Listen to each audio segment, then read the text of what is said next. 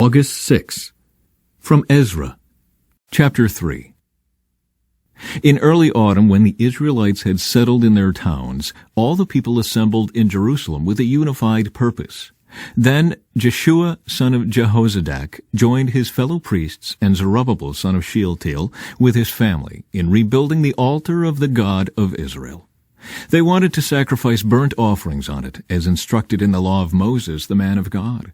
Even though the people were afraid of the local residents, they rebuilt the altar at its old site. Then they began to sacrifice burnt offerings on the altar to the Lord each morning and evening.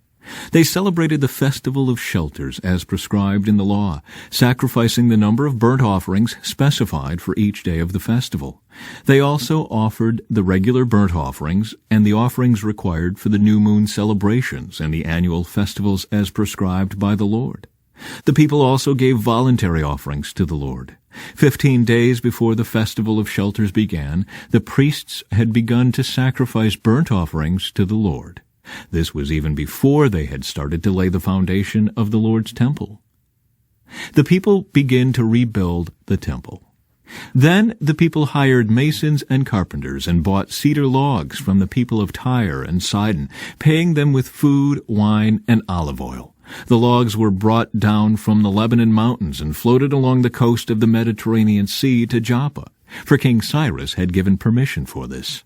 The construction of the temple of God began in mid-spring during the second year after they arrived in Jerusalem. The workforce was made up of everyone who had returned from exile, including Zerubbabel, son of Shealtiel, Jeshua, son of Jehozadak, and his fellow priests, and all the Levites. The Levites who were 20 years old or older were put in charge of rebuilding the Lord's temple. The workers at the temple of God were supervised by Jeshua with his sons and relatives, and Kadmiel and his sons, all descendants of Hodaviah. They were helped in this task by the Levites of the family of Henadad. When the builders completed the foundation of the Lord's temple, the priests put on their robes and took their places to blow their trumpets. And the Levites, descendants of Asaph, clashed their cymbals to praise the Lord, just as King David had prescribed. With praise and thanks they sang this song to the Lord. He is so good. His faithful love for Israel endures forever. Then all the people gave a great shout, praising the Lord, because the foundation of the Lord's temple had been laid. But many of the older priests, Levites, and other leaders who had seen the first temple wept aloud when they saw the new temple's foundation. The others, however, were shouting for joy. The joyful shouting and weeping mingled together in a loud noise that could be heard far in the distance. The enemies of Judah and Benjamin heard that the exiles were rebuilding a temple to the Lord, the God of Israel. So they approached Zerubbabel and the other leaders and said, "Let us build with you, for we worship your God just as you do. We have sacrificed to him ever since King Esarhaddon of Assyria brought us here." But Zerubbabel, Jeshua, and the other leaders of Israel replied, "You may have no part in this work. We alone will build the temple for the Lord, the God of Israel, just as King Cyrus of Persia commanded us." Then the local residents tried to discourage and frighten the people of Judah to keep them from their work. They bribed agents to work against them and to frustrate their plans. This went on during the entire reign of King Cyrus of Persia and lasted until King Darius of Persia took the throne. Later opposition under Xerxes and Artaxerxes. Years later, when Xerxes began his reign, the enemies of Judah wrote a letter of accusation against the people of Judah and Jerusalem. Even later, during the reign of King Artaxerxes of Persia, the enemies of Judah, led by Bishlam, Mithridath, and Tabeel, sent a letter to Artaxerxes in the Aramaic language, and it was translated for the king. Rehum the governor and Shimshai the court secretary wrote the letter, telling King Artaxerxes about the situation in Jerusalem. They greeted the king for all their colleagues, the judges and local leaders, the people of Tarpel, the Persians, the Babylonians, and the people of Erech and Susa, that is, Elam. They also sent greetings from the rest of the people whom the great and noble Ashurbanipal had deported and relocated in Samaria and throughout the neighboring lands of the province west of the Euphrates River. This is a copy of their letter. To King Artaxerxes from your loyal subjects in the province west of the Euphrates River. The king should know that the Jews who came here to Jerusalem from Babylon are rebuilding this rebellious and evil city. They have already laid the foundation and will soon finish its walls. And the king should know that if this city is rebuilt and its walls are completed, it will be much to your disadvantage, for the Jews will then refuse to pay their tribute, customs, and tolls to you. Since we are your loyal subjects and do not want to see the king dishonored in this way, we have sent the king this information. We suggest that a search be made in your ancestors' records, where you will discover what a rebellious city this has been in the past.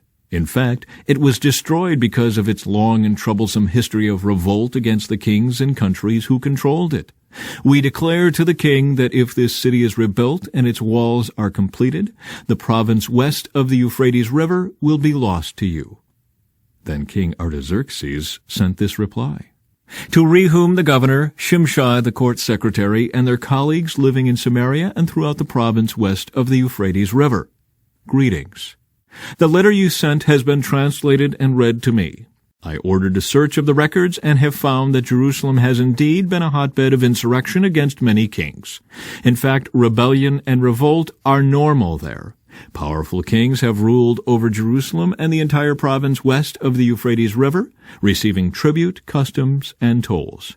Therefore issue orders to have these men stop their work. That city must not be rebuilt except at my express command.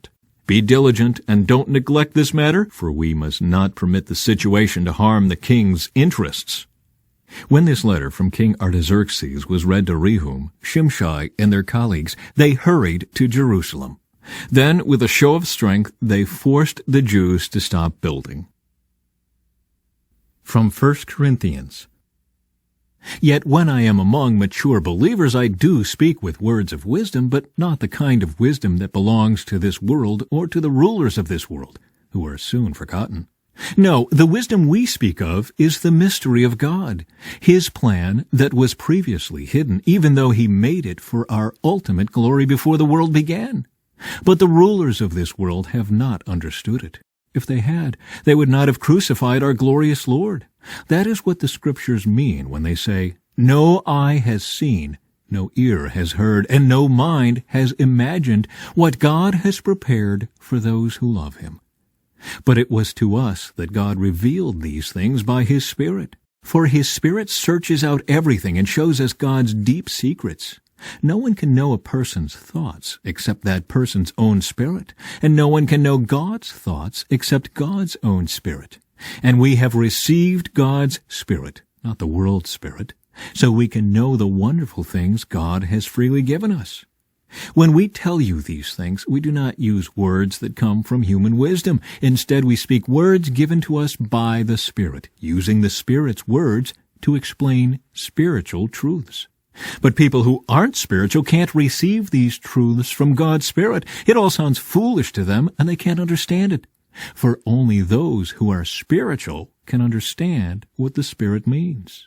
Those who are spiritual can evaluate all things, but they themselves cannot be evaluated by others. For who can know the Lord's thoughts? Who knows enough to teach Him?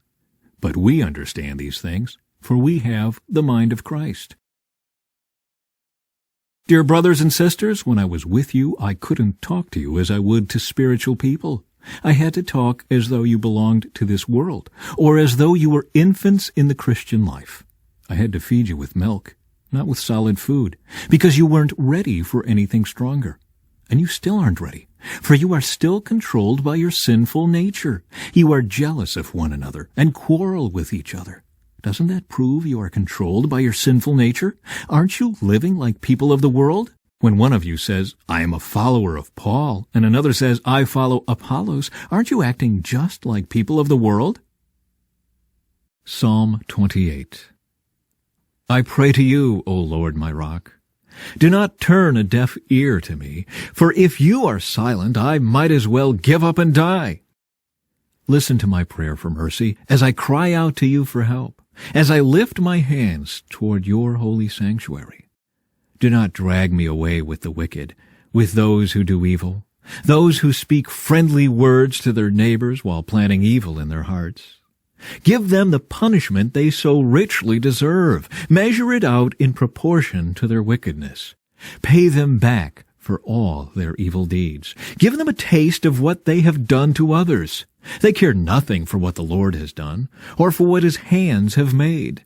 So he will tear them down, and they will never be rebuilt. Praise the Lord, for he has heard my cry for mercy.